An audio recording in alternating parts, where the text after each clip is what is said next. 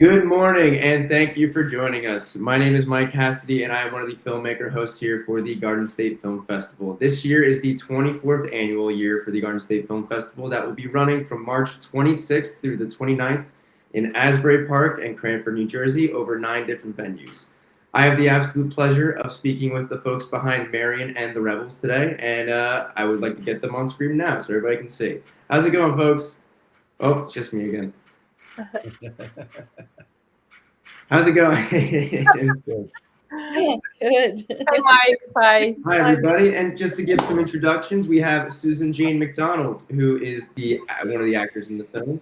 Elena, I'm sorry. Elena Clark. Elena Yes. Clark, also actor and producer. Joe Penzak, actor, and Anthony Robert Grasso, actor. Thank you guys so much for joining me today. How is everybody? No, we're Good. Real good. Blizzard, but good. Blizzard, that was good. My next question, I want to know if everybody's all safe and ready to go. Yes, thank you for asking. Of course, yeah, and thank you for taking the time to speak with me today. So I say we dive right into it. I had the pleasure of watching your film yesterday, and if you like, you can just go. We can go across, and you can introduce yourselves and the roles that you played in this film. Whoever wants to go first. I think Elena should go first.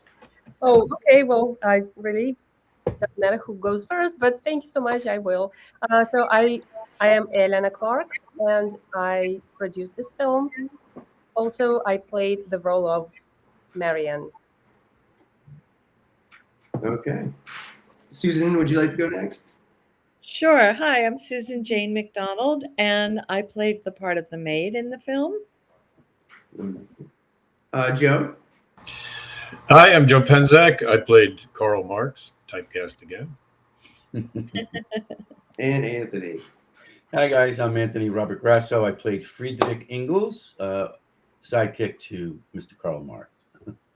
Wonderful. All right, cool. So if you guys could give a little brief summary, Elena, you might want to be the one to talk about it. Just a summary for anybody who hasn't seen your film or hasn't heard of it, what they might expect, anything that you would like to mention. Sure. First of all, thank you so much for having us today. And so Marianne and the Rebels is a historical comedy drama inspired by real revolutionary figures. And the story is told through a modern and playful lens. It inspires, the inspiration for this film came from our belief to and want to humanize historical figures that we usually see in the textbooks. So through the humor, friendships, and contradictions, and to remind everyone that the history repeats itself. Oh yeah. I also saw that it was adopted from a play, correct? Correct. Yes. Manifesto. Mhm. Sure. Yes, If you wanted. Oh, sorry. I'm the lag. Sorry. Go ahead. Yeah. Oh yeah. I just was wondering what that must have been like. I believe it was written by yourself and the director of the film, Pierre Guy. So I and Pierre Guy, our director, created a film adaptation based on the play written by Bruce Bonafide. The play is called Manifesto, and we just adapted the play to the film script and added an additional character, which is the maid, played by our beautiful Susan, and that I think added some charm, additional charm to the original story. I could feel that charm through it while I was watching it through the screen. I loved it. I honestly, I felt like I was watching a history sitcom. Like we were mentioning earlier, that the scene where they forget your birthday, Marianne's birthday, and going back and forth, and it was like watching Marge Simpson yelling at Homer for not knowing it's Valentine's Day or something. I was cracking up about that, and I feel like I saw a lot of maybe ideas where some ideas may have come from. But how was it playing those two giant historical figures for you gentlemen? Well, Joe, go ahead. You go first. So the interesting or challenging challenging part for me was because it is done historical figures, to do a little research. Karl Marx was like. I read some biographies of him to see, where, what his background was, what his intellectual education was, and all of that. But also, there's a moment in the scene where they have the idea that will eventually become the Communist Manifesto, and it was fascinating to come up with word very beginning of the Communist Manifesto. So I had to get the word perfect in case somebody actually knows that first paragraph of that book. So to act as if we were to come up with these words, and the excitement that probably happened between Engels and coming up with this idea was pretty interesting. Oh yeah, I could feel the chemistry between you both while I was watching as well. Anthony, do you have anything you'd like to add? Yeah, I mean, for me, aside from the historical aspect of the play or the screenplay, I actually went about it more of the comedy aspect and the chemistry between me and Joe, just really having fun playing off of that. As an actor, you very rarely get to play broad sized characters, and these guys were pretty broad. So that's the way I approached it, as well as the research. But Joe had the harder part. He had to say some of the all the things that came out into the manifesto. I was just writing it down. So right, yeah. But yeah. I loved that we got to almost feel like Albert and Costello in a weird way. That to me was so much fun. So much. I mean, I've done so many dramas and people, just in pain. And here I just got to let loose with him and Elena and Susan. When Susan pops in, it's my favorite. It's my favorite moment. How she just like stops the room.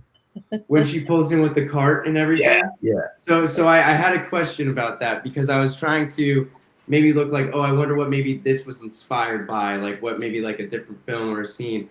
And if you've seen that film Bullet Train with Brad Pitt, there's the scene, if you guys haven't seen it. Anybody? Yes? Yeah, I've seen it, yeah. There's a scene where Brad Pitt is fighting with Aaron Taylor Johnson in the train, and then a woman who works for the train comes out with a cart and is like, does anybody want water? And then it's like a little funny thing. And as soon as I saw that, I was like, whoa, this is yeah, I thought it was a hilarious scene, honestly. It was great. I also loved, you guys had some great lines in there too. When you're both working and then you hear the knock on the door, I wrote down German police spies, and then you go, we're in Belgium, it's Belgian police spies, just like running with it and everything. Yeah. I loved it. I could go on and on about like some of my favorite parts that I had while watching it. But there is something, if I may add, Sure. that when it was shot handheld a lot with a steady cam, and our DP Taru was, I've worked with him a lot, and he is just a pro beyond. And he had 8-minute takes.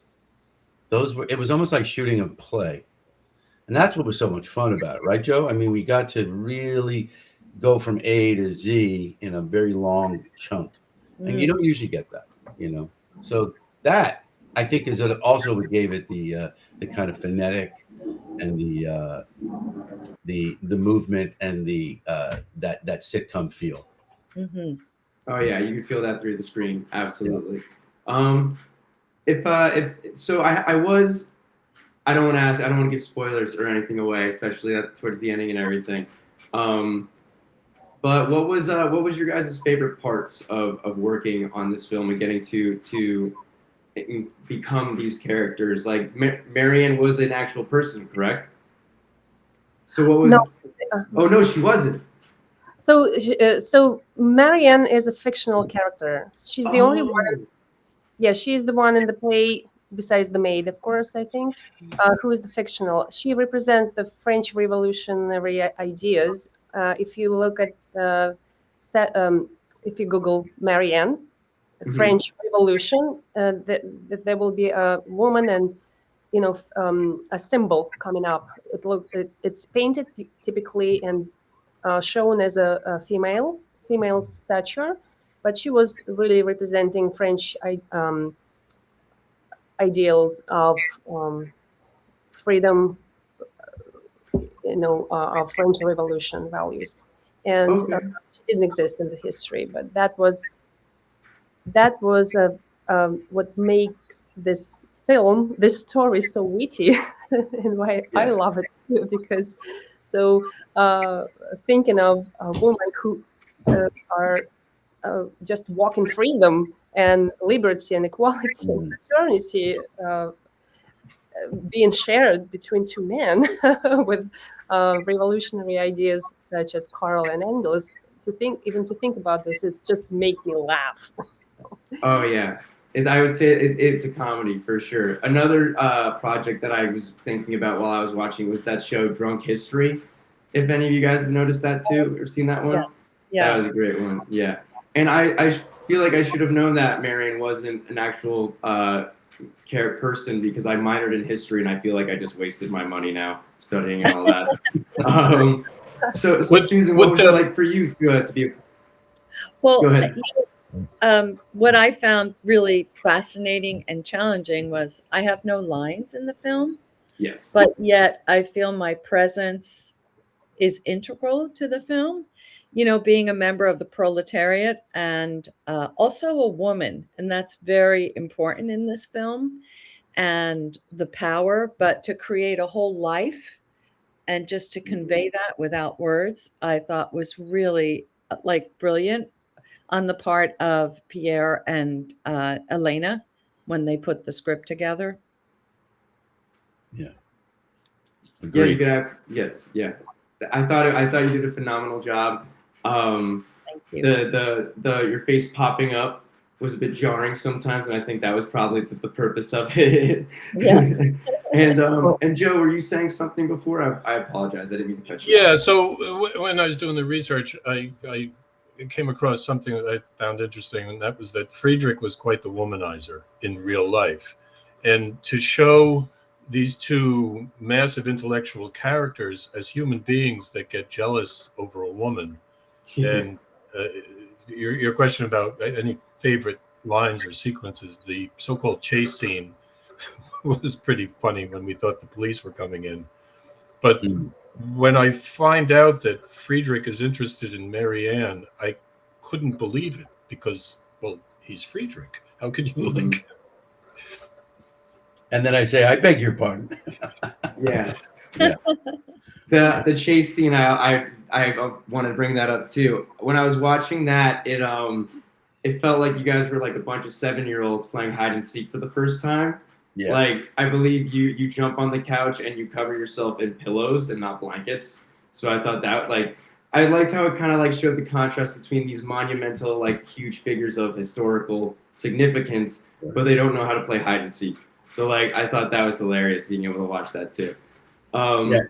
The thing with Susan, if I may, I'm sorry. Did you want to say something? No, it's fine. Go ahead. The thing with Susan's character, which I think is so pivotal, is at the end there's this wonderful exchange between her and Elena of like, good for you. Like she knew all along these guys were a bunch of knuckleheads. Right. Well, and going back to your comment about the hide and seek and behaving like children, it's very clear who the adults are in the film. Oh yeah.